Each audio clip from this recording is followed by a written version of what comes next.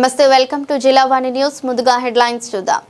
ఎన్టీఆర్ జిల్లా మైలవరం నియోజకవర్గం జీకొండూరు మండలం కుంటముక్కల గ్రామానికి చెందిన రైతు కాకర్ల శివశంకర్ ప్రసాద్ అలియాస్ కేఎస్ఎస్ని మా జిల్లావాణి స్టాఫ్ రిపోర్టర్ మట్టిపల్లి బాలకృష్ణ అడిగిన ప్రశ్నలకు సమాధానం ఇస్తూ, నా తల్లిదండ్రుల స్ఫూర్తితో, నా కుటుంబీకుల సహకారంతో 2026 ఫిబ్రవరి 17వ తేదీన ఢిల్లీలో జరిగిన ఏఐ సమ్మిట్లో నేను పాల్గొన్నానని అన్నారు. ఏఐ సమ్మిట్లో రైతు విభాగంలో రైతులకు సంబంధించిన ముందస్తు జాగ్రత్త చర్యలు, ఖచ్చితమైన సూచనలు, సలహాలు తెలుసుకున్నాను అన్నారు. నాకు తెలిసిన సలహాలు, సూచనలు కూడా వారికి తెలియజేశానన్నారు. ఇది ప్రభుత్వ వారు ఏర్పాటు చేసిన మంచి కార్యక్రమమని అభినందించారు. దీనిని రైతులకు అనుసరించడం వల్ల ఎంతో ఉపయోగం, లాభం చేకూరుతుందని అన్నారు. ఈ సమ్మిట్లో నా అనుభవాలను లిఖితపూర్వకంగా ముఖ్యమంత్రి చంద్రబాబు నాయుడుకి తెలియజేస్తాను అని అన్నారు. రైతులకు ఉపయోగపడే ఇలాంటి కార్యక్రమాలు మన రాష్ట్రంలో కూడా నిర్వహించాలని ఆశిస్తున్నానని అన్నారు. విద్యావంతుడు, అందరివాడు, విద్యావేత్త, వ్యవసాయదారు కుటుంబం నుంచి వచ్చినటువంటి రైతు బిడ్డ, రాజకీయ విశ్లేషకుడు అయినటువంటి కేఎస్ఎస్ అనే కాకర్ల శివశంకర్ ప్రసాద్ గారు మన మధ్యలో ఉన్నారు. నమస్తే. నమస్తే ప్రసాద్ గారు. నమస్తే. ఈ ప్రసాద్ గారు కొద్ది దినాల క్రితం మీరు ఏఐ వారు సమ్మిట్ నిర్వహించారు న్యూఢిల్లీలో. ఆ న్యూఢిల్లీలో ఆ సమ్మిట్కి మీరు ఆహ్వానించబడ్డారు. మీరు ప్రేమపూర్వకంగా వెళ్ళడం జరిగింది, ప్రత్యేకించి స్లాట్ బుక్ చేసుకొని. నాకున్న శ్రద్ధతో, మీకున్న ఆసక్తి, శ్రద్ధాశక్తులతో వెళ్ళారు కదా. అయితే అక్కడ ఏం జరిగింది, అసలు అక్కడ ఎందుకు వెళ్ళారు, ఏం జరిగింది అనే విషయం తెలుసుకునే ముందు మీ కుటుంబ నేపథ్యం, మీరు ఎప్పుడు ఎక్కడ జన్మించారు? మాది కుంటముక్కల గ్రామం, జీకొండూరు మండలం, ఎన్టీఆర్ డిస్టిక్. నేను గడ్డమణు గ్రామంలో జన్మించాను. మా అమ్మమ్మ గారు ఊళ్ళో. అమ్మ నాన్న పేరు? కాకర్ల భిక్షమయ్య గారు, లక్ష్మీ మనోహరం. డాడీ ఏం చేసేవారండి? ఆయన మా తాత నుంచి కూడా వ్యవసాయం నేపథ్య కుటుంబం. అయితే మా నాన్నగారు కొద్ది చదువు చదవటం వలన ఆయన వ్యాపారంలో అనుభవం ఉంది. ఆ అనుభవంతో ఒక రైస్ మిల్ని ఈ ప్రాంతంలో వాళ్ళందరూ కూడా అందుబాటులో ఉండి వాళ్ళకి ఈ రైస్ మిల్ ద్వారా, వేరుశనక్కాయ మిల్లు ద్వారా ఈ ఉత్పత్తులకి గణనీయమైన సేవ చేశారు. వారు ఇది ఒక 7-8 సంవత్సరాల కింద పరంపరించారు నాన్నగారు. వారి ఆశయాలతోనే ఆయనకి వ్యవసాయం అంటే మక్కువ. నేను కూడా గ్రాడ్యుయేషన్ పూర్తయినప్పుడు కూడా మా నాన్నగారి యొక్క స్ఫూర్తితోనే నేను ఈ వ్యవసాయాన్ని కొనసాగించాలని, ఈ వ్యవసాయంలో ఆయన కూడా అనేక ఈ ప్రాంతంలో ఎవరో తెలని మిషనరీని మా నాన్నగారు ఆ రోజుల్లోనే రైస్ మిల్లింగ్లో కూడా అత్యద్భుతమైన మిషనరీని తీసుకురావడం జరిగింది. వారి స్ఫూర్తితోనే నేను ఈ సమ్మిట్లోకి వెళ్ళడానికి కానీ, ఈ కార్యక్రమాలు మా అమ్మా నాన్నలే నాకు స్ఫూర్తి. మీ అన్నదమ్ములు, అక్క చెల్లెళ్ళు? మేము ఇరువురు అన్నదమ్ములు. మా తమ్ముడు, ఆయన విద్యావంతుడు, ఆయన కూడా వ్యాపార రంగంలో అనుభవం ఉన్నవాడు. మా భార్య లెక్చరరు. నాకు ఇరువురు అబ్బాయిలు, వారిద్దరూ ఎంఎస్ పూర్తి చేశారు. మా చిన్న కుమారుడికి ఒక 3 సంవత్సరాల పాప ఉంది. మా పెద్ద కుమారుడు త్వరలోనే ఒక బాబుకి తండ్రి అవబోతున్నాడు. వారిరువురు కూడా ఎంఎస్ చేసి అమెరికాలోనే వారు కొద్ది కాలం పనిచేసి అక్కడ ఉండటం జరుగుతుంది. కంప్లీట్గా కుటుంబం వెల్ సెటిల్డ్, అంతే కదండి? మేము మధ్యతరగతి కుటుంబం. సెటిల్ అయ్యారు, బాగానే ఉన్నారు దేవుని దయ వలన. ఆ భగవంతుని దయ వలన, మా అమ్మ నాన్నల ఆశీస్సులతోటి మా పరంగా మేము చక్కగా, మా పిల్లలు కూడా మంచి విద్యావంతులుగా తీర్చిదిద్దబడ్డారు వాళ్ళ స్వశక్తితోనే. ఓకే. పోతే ప్రసాద్ గారు, మీరు చదువుకున్నారు, మరి మీ మిసెస్ గారు చదువుకున్నారు. మరి ఇంత ఉండి ఇంత చదువుకొని ఈ వ్యవసాయ రైతుగా ఉండటానికి ప్రధాన కారణం? అదే, మా నాన్నగారికి వ్యవసాయం అంటే మక్కువ. మాది వ్యవసాయ నేపథ్యమైన కుటుంబం అవడంలో నేను మిగతా రంగాల్లో కొంత ఆసక్తి చూపినప్పుడు కూడా, మాది వ్యాపారం అయినప్పుడు కూడా మా తమ్ముడికి వ్యాపారంలో అనుభవం ఉంది. ఆయన వ్యాపారం వ్యవసాయం రెండు కలిపి చేస్తా ఈ ఇక్కడ ఉన్న పరిస్థితులకు అనుగుణంగా ఈ వ్యవసాయంలో కూడా ఆధునిక పద్ధతులు తేవాలని చెప్పి మా ప్రాంతం అంతా కూడా మామిడి తోట ప్రసిద్ధి అయినప్పుడు కూడా ఈ మా గ్రామంలో కానీ చుట్టుపక్కల మేము 5-6 సంవత్సరాల కిందటే మా సోదరుడు ఇక్కడ పామ్ ఆయిల్ అనేది వేయడం జరిగింది. అయితే సార్ మీరు రైతుగా ఉండడం మంచిదనే భావంతో ఆ భావంతోనే మీరు రైతుగా ఉండడం జరిగింది.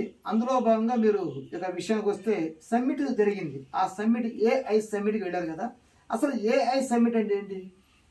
ఏ అంటే మన భాషలో చెప్పుకోవాలంటే కృత్రిమ మేధస్సు, ఆర్టిఫిషియల్ ఇంటెలిజెన్స్. అంటే ఏంటి, మనకి ఒక మేధస్సు ఉంటుంది కదా మనిషికి ఎటువంటి మేధస్సుతో ఆలోచించి స్వయంగా నిర్ణయాలు తీసుకుంటాడు. ఇక్కడ యంత్రం కూడా మనిషిలాగా ఆలోచించి, అయితే ఇక్కడ దీనికి తేడా ఏంటంటే మనిషి ఒకే మేధస్సుతో ఆలోచిస్తాడు, యంత్రం మీ అనుభవం, పత్రికా రంగంలో మీకెటువంటి అనుభవం ఉంది, వ్యవసాయ రంగంలో నాకెటువంటి అనుభవం ఉంది, పత్తి పండించడంలో లోకమార్కి ఎటువంటి అనుభవం ఉంది, ఇంకో రంగంలో టెక్నాలజీలో ఎటువంటి, ఈ అనుభవాలన్నింటినీ క్రోడీకరించి జోడించి అది ట్రైన్ అవుతుంది, అంతటితో ఆగదు. ఇప్పుడు గతంలో కూడా కంప్యూటర్లో శాస్త్ర విజ్ఞానం వచ్చింది, దీనికి తేడా ఏంటంటే అవి మనం చెప్పినట్టే చేసాయి. దీనికి ఆలోచన అనేది కలిగించేది ఇటీవల కనిపెట్టబడింది. అంటే మన జ్ఞానము ప్లస్ దాని జ్ఞానం కూడా కలిపి మనకి సమాచార రూపంలో ఇస్తుంది. అంటే ఒక 10 మంది ఆలోచనలు కలిపి అది కూడా సొంతంగా తన ఆలోచనలు కలిపి అది ఇప్పుడు ఇన్ని ఆలోచన అనుభవాలని ట్రైన్ అయింది, అది వెలుగుతమే కాకుండా ఈ మానవ సమాజానికి ముఖ్యంగా ఖచ్చితత్వానికి, అంటే మనం ఒక్కొక్కసారి మానవుళ్ళు పక్కా అంటాం, మనం పొరపాటు చేయటం సహజం, ఎటువంటి పొరపాటు తావు లేకుండా ఇవాళ 190% ఖచ్చితత్వం దాటానికి AI అన్ని రంగాల్లో కూడా. అయితే సార్ ఒక వ్యవసాయం అంటలా అది ఉపయోగపడుతుంది. ఇది ఆర్టిఫిషియల్ ఇంటెలిజెన్స్ సమిట్ ఢిల్లీ. మీరు రైతు, అవును, దానికి దీనికి ఏమాత్రం సంబంధం లేదు, అయినప్పటికీ మీరు ఒక రైతుగా వెళ్ళడం జరిగింది. అది ఎలా సాధ్యపడింది? ఇక్కడ అసలు ఒకటి ఇక్కడ మేధస్సు అసలు ఈ కార్యక్రమం కూడా జరిగిందండి అక్కడ రైతు 17వ తారీఖున ముఖ్యంగా రైతు విభాగంలో కూడా వాతావరణ పరిస్థితుల మీద ఒక కార్యక్రమం జరిగింది. దాంట్లో నేను పాల్గొన్నాను. దానివల్ల నేను తెలుసుకోగలిగింది ఏంటంటే మనం గతంలో వాతావరణం తెలియజేసే సంస్థలు ఉన్నాయి, కానీ మనకి ఏం జరిగేది, విషయం అయిపోయిన తర్వాత తెలియజేసుకునేవాడు లేదా కొద్ది ముందుగా. ఇటీవల మన ప్రాంతంలో మనకు అనుభవం ఉంది, బుడమేరుకు అనేక సార్లు వరదలు వచ్చినాయి, కానీ ఇటీవల వచ్చిన వరద ఊహించిన దానికన్నా ఎక్కువ వర్షం పట్టడం, అటు ప్రభుత్వాలు గాని మనం గాని అంచనా వేయలేకపోయాం. ఈ అంచనాలని ఈ కృత్రిమ మేధస్సు ద్వారా రాబోయే కాలంలో ఎటువంటి పరిస్థితులు వస్తాయి, ఆ పరిస్థితులకు అనుకూలంగా ఎటువంటి చర్య తీసుకోవాలో కూడా అది మన సూచనలు తెలియజేస్తాయి. ఇది దానికదే ఆలోచించి, ఇదిగో మీరు అత్యధిక వర్షపాతం పడుతుంది, ఈ ముందస్తుగా సమాచారాన్ని ఇస్తుంది అంటారు. ఇవ్వటమే కాదు, మనం ఏం చేయాలో, బుడమేరులో ఇంత వరద వస్తుంది, ఆ బుడమేరు వల్ల విజయవాడకి గత అనుభవాలు అన్నా కదా, విజయవాడకి ప్రమాదం ఉంటుంది, మీరు ఈ సమయంలో ఈ నీళ్లు చెరువులు తెగుతాయి, ఈ కట్టలు ప్రతిష్టం చేసుకోవాలి, ఈ ఈ లిఫ్ట్లు గాని ఎక్కడ ఉంటే వాటిని ఆపుకోవాలి, కాలవలనే వరద ఉధృతికి ముందస్తు జాగ్రత్త చర్యలు నివారణోపాయాలు కూడా తెలియజేశారు. దాంట్లో అవసరం అయితే ఇంకా ముందు అయితే రెగ్యులేటర్ అనేది ఒక్కొక్కసారి మనకి వెలగలేరు రెగ్యులేటర్ ఉంటది కదా, వరద వస్తే మనిషి లేపలేడు రెగ్యులేటర్. అవునండి. ఈ ఏని వాడితే మనిషి లేపాల్సిన అవసరం లేదు, దాని అనుభవంతో ఆటోమేటిక్ గా అదే తెలుసుకునే పరిస్థితులు ముందు వస్తాయి. ఇంకేం నేర్పారు ఈ వాతావరణం వలన? ఒకటి అంటే ఇంకా మనం ఎంత నేర్పుకున్నారంటే, గత ఈ వారంలోనే అకాలంగా మొన్న రైతులు వర్షం పడింది, మిరపకాయలు తడిసిపోయింది. ఈ సమాచారం ఉంటే కొద్దిగా రైతులు కప్పుకొని ఆ నష్టం పొందేవాళ్ళు కదా. దాంతో పాటు విత్తనాలు మా గ్రామంలోనే విత్తనాలు కూడా మొక్కజొన్న విత్తనాలు అవి వేసి బ్రాండెడ్ ఉన్నాయి కదా సార్? ఉన్నాయి బ్రాండెడ్ ఉన్నాయిగా. ఉన్నాయి. ఇంక ఇది చెప్పేది ఏంటి? అయితే బ్రాండెడ్ ఉన్నా కూడా ఒకసారి మా పక్కన ఉన్న లవకుమారి వీళ్ళు కూడా ఒక విత్తనం తీసుకురావటం, అవును, ఆ విత్తనాల్లో నష్టం జరగటం, ఉమ్, అంటే నమ్మకం మీద విత్తనం తీసుకొచ్చారు, అవును, నష్టపోయారు. ఉమ్, దాని వల్ల కాలం వృధా అయింది, ఉమ్, ఆర్థిక పరమైన అంశాల్లో ఇబ్బందులు పడ్డారు, ఉమ్, వెనకబడిపోయింది పంట. అంటే మనం ఎప్పుడు వ్యవసాయంలో మనకు పూర్వం నుంచి అదునుకి విత్తనం వేస్తేనే పంట పండిద్ది అనేది ఒక నానుడు ఉంది. ఉమ్, దీని వల్ల ఖచ్చితంగా ఏ టైంలో ఏ మంచి విత్తనం ఎలా ఎన్నిక చేసుకోవాలి, ఉమ్. అంటే విత్తనాలు కూడా అదే ఎంపిక చేస్తుందా? మనం ఎంపిక చేస్తాం. ఉమ్. విత్తనంలో ఉన్న నాణ్యత అనేది చూపిస్తుంది. ఆ విత్తనం ఏ సమయంలో ఏ కాలంలో వేస్తే మంచి దిగుబడి వస్తుంది, ఉమ్, దానికి వచ్చే చీడపేడలు ఏంటి అన్నది ముందస్తు సమాచారాన్ని మనకు అర్థమయ్యే భాషలో చెప్తుంది. ఓకే. ఇంకా దాంతో పాటు అక్కడ జరిగింది ఏంటంటే చీడపేడలు వస్తుంటాయి మనకి. ఆ, మనం పత్తి Pesticide వేస్తాం, చేస్తాం. మామిడి వేస్తాం. అవునండి. మన ప్రాంతం మామిడి ప్రసిద్ధి కాబట్టి అవును, మనకి గత సంవత్సరం ముడ్డి పుచ్చు పురుగు అని వర్షం రావటం, ఓకే, అసలు మామిడి ఎందుకు తోటలు ఎందుకు ఉంచాం అన్న పరిస్థితిలో మేలో ఉమ్, ఒక్క కాయ కూడా కోసే పని స్థితి లేదు. ఉమ్, ఉమ్, అంటే చెట్టు మీద ఉంటే 20 రూపాయల కాయ, ఉమ్, ఈ ముడ్డు పుచ్చు పరుగు పడితే రూపాయి రాకపోగా ఈ కాయను బయట కూడా మనకు ఆర్థిక పరమైన సమస్యలు ఏర్పడ్డాయి. ఇంకేం చెప్పారండి? ఈ వీటితో పాటు ఉమ్, ఇందాక చెప్పాను కదా, ఈ పురుగు ఏ రకంగా వస్తుంది అంటే గుడ్డు దశలోనే మనం స్పెన్సర్స్ అని వస్తున్నాయి కదా. ఉమ్, ఇటీవల అసలు ఈ ఆర్టిఫిషియల్ అనేది నేను ప్రధానంగా వ్యవసాయ రంగంలో ఉన్నప్పుడు కూడా అన్ని రంగాలను ప్రభావితం చేస్తుంది. ఓకే, ఇప్పుడు మీరు అన్నారు కదా ఇంకేం నేర్పారు. ఉమ్, ఇప్పుడు ఒక పురుగు దశలో మనం దాన్ని నివారించకపోతే మనకు పంట నష్టమే కాదు, ఈ పురుగు వలన ఈ పురుగును నివారించడానికి మనం రసాయనిక మందులు వాడుతున్నాం. ఓకే, దీని ద్వారా మళ్ళా మళ్ళీ రోగాలు వస్తున్నాయి.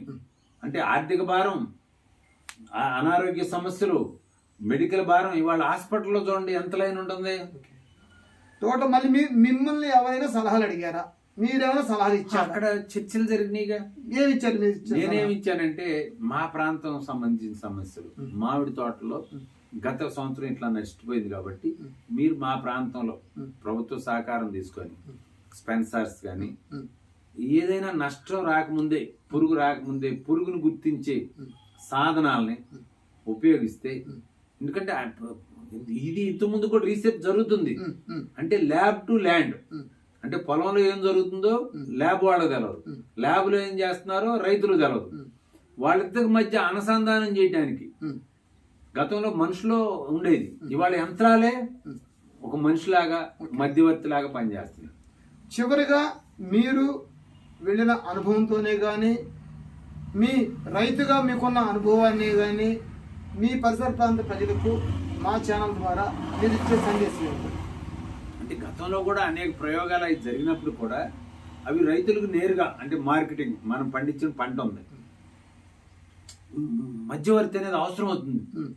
ఇప్పుడు ఈ ఏ వలన ఎక్కడ విరివిగా వేస్తాం అంటే డేటా ముఖ్యం. అసలు ఏ బేస్ ఏంటి, నేను ఇందాకే తెలియజేశాను కదా, సమాచారాన్ని మొత్తం ఇది సేకరించుకుంటాం. ఆ సమాచారం ఎప్పుడు సకాలంలో ఎవరికి అవసరం అవుతుంది, అటు కొనుగోలుదారికి వినియోగదారుడికి మధ్య అనుసంధానంగా వ్యవహరించి మధ్యవర్తుల ప్రమేయాన్ని తగ్గించి ఎటువంటి దాని మీద ప్రబలోభాలు ఉండవు, అలసత్వం ఉండదు, యంత్రానికి అలసట ఉండదు. ఏ టెక్నాలజీ ద్వారా మనం ఒక సందేశాన్ని ఆమె యంత్రానికి ఇస్తే అది సకాలంలో మళ్ళా మనకు అర్థమయ్యే భాషలో. ముఖ్యంగా ఇక్కడ విషయం ఏంటంటే గతంలో ఈ కంప్యూటర్లు కానీ, పరిజ్ఞానం కానీ, విజ్ఞానం కానీ ఎక్కువ ఇంగ్లీష్ లోనో మన మాతృభాషలో లభించేది కాదు. ఈ ఏలో నీకు ఏ భాషలో ఏ విధంగా చదువురాని వాడికి కూడా అర్థమయ్యేటట్టు సందేశం రూపంలో వచ్చేస్తుంది. ఉదాహరణకి మనకి ఎప్పుడన్నా వర్షాలు, పిడుగులు పడుతున్నాయి, మెసేజ్లు వస్తున్నాయి, కానీ అది చదవలేరు.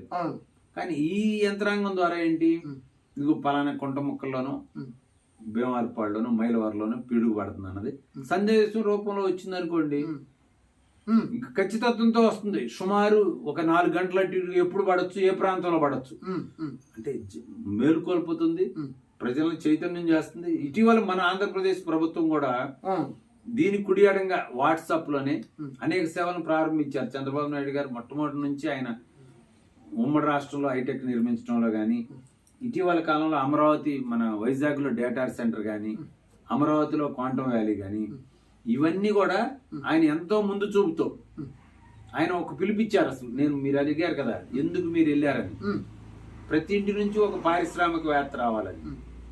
నేను కూడా ఆ పిలుపు మేరకి మనం కూడా ఒక ఆయన పిలుపు ఆయన రాకూడదని వెళ్ళి. అయితే ఈ సమాచారాన్ని మీ స్థాయిలో మరి అదే ముఖ్యమంత్రి గారు అయినటువంటి చంద్రబాబు గారికి సమాచారాన్ని అందవేస్తారా? అంటే ఆయన ఇప్పుడు అసెంబ్లీ జరుగుతుంది, ఏదో రూపాయన ఆయనకి లిఖిత పూర్వకంగా నేను పంపిస్తాను. అట్లానే మా ప్రాంతం వాళ్ళకు కూడా నేను అక్కడ ఉన్నాయి, మనకి ఇప్పుడు పామాయిల్ ఉంది, ఇవన్నీ పామాయిల్ ఎలా కొయ్యాలి కాడ నుంచి, మనం మంచి విత్తనాలు ఎలా ఉపయోగించాలి కాడ నుంచి, పురుగు మందుల్ని ఏ విధంగా తగ్గించాలి కాడ నుంచి, ఏ విధంగా చేయాలంటే ఆయనకి నేనేమంటానంటే 10వ తరగతి నుంచి కూడా కొన్ని వ్యవసాయ రంగాన్ని సంబంధించి పాఠశాలలో పెట్టాలి, పాఠ్యాంశాలుగా పెట్టాలి. దాంతోపాటు ఏని ఎలా ఉపయోగించాలో కూడా తెలవాలి. ఒక వస్తువు ఉండటమే కాదు కదా. ఇప్పుడు మనకి తుపాకు ఉందండి, మిలిటరీ అతనికి ఇస్తాం మన రక్షణ కోసం. ఆయన అడుగాల్సిపోయి పక్కన కాల్చాడు అనుకోండి, నష్టం జరగకుండా ఇది కింద స్థాయిలో విద్యార్థి స్థాయిలో కూడా వస్తే మంచిదని అందరికి అవగాహన ఉంటుంది, ఖర్చు తగ్గుతుంది, ప్రజలకు అందుబాటులో ఉంటుంది. విన్నారు కదా మరి మన కాకర్ల శివశంకర్ ప్రసాద్ అలియాస్ కేఎస్ఎస్ గారి మాట ప్రకారం ఏఐ ద్వారా ప్రతి వ్యక్తికి ఎంతో ఉపయోగం ఉంటుందని, క్షణకాలంలోనే ఖచ్చితమైనటువంటి సమాచారాన్ని ఇస్తుందని, 100% తేటంలో ఇప్పుడు అక్కడ సదస్సులో జరిగింది ఏంటి, ఇంకా ఖచ్చితత్వం ఎలా పెంచాలి, నమ్మకాన్ని ఎలా కలిగి. ఇంకోటి ఇప్పుడు మనకి కోడ్ వాడుతున్నాం మనం, లేకుండా పోతుంది. అంటే సామాన్య మానవుడికి సామాన్యమైన భాషలో సకాలంలో కూడా శాస్త్ర విజ్ఞానాన్ని అందిస్తే ఇది ఎక్కువ మందికి, రైతులకి, సామాన్య గృహిణులకి, సామాన్య మానవుడికి కూడా ఉండడానికి అవకాశాలు ఉన్నాయి. చాలా మార్పులు రాబోతున్నాయి. విన్నారు కదా మరి కేఎస్ఎస్ గారి యొక్క విలువైన అమూల్యమైనటువంటి సలహాలు, సూచనలు. Mattipalli Balakrishna, Jillavani channel staff reporter. నమస్తే. నమస్తే అండి. నేను కూడా మీ ద్వారా మన ప్రేక్షకులు ఇచ్చే సందేశం ఏంటంటే, మన భారతదేశం ఆల్రెడీ అనేక రంగాల్లో వృద్ధి చెందుతూ ఉంది. ముఖ్యంగా అక్కడ మోడీ గారి నాయకత్వంలో కానీ, ఇక్కడ చంద్రబాబు నాయుడు గారి నాయకత్వంలో కానీ ప్రతి ఒక్కరు కూడా ఈ శాస్త్ర విజ్ఞానాన్ని అందిపుచ్చుకొని వ్యవసాయం చేయనండి, ఏ పనైనా చేయనండి, ఈ ప్రపంచంలో పోటీ పడాలంటే ఈరోజు ఈ ఉన్న అత్యాధునికమైన ఈ టెక్నాలజీని అందిపుచ్చుకుంటే మనం ఏ రంగంలో కూడా మనం అన్ని రంగాల్లో ముందే ఉన్నాం. ఇప్పుడు అమెరికాలో కూడా మన వాళ్ళే అక్కడ తయారు చేసేది. నేనేమంటున్నానంటే మన వాళ్ళు అక్కడికి వెళ్ళి తయారు చేయటం ఏంటి, మనం ఇక్కడే తయారు చేయాలి, ఇది అందిపుచ్చుకోవాలని. మా అబ్బాయిలు ఇచ్చిన సూచన మేరకు మనం కూడా ఇక్కడే స్థిరపడాలి అని మా అబ్బాయి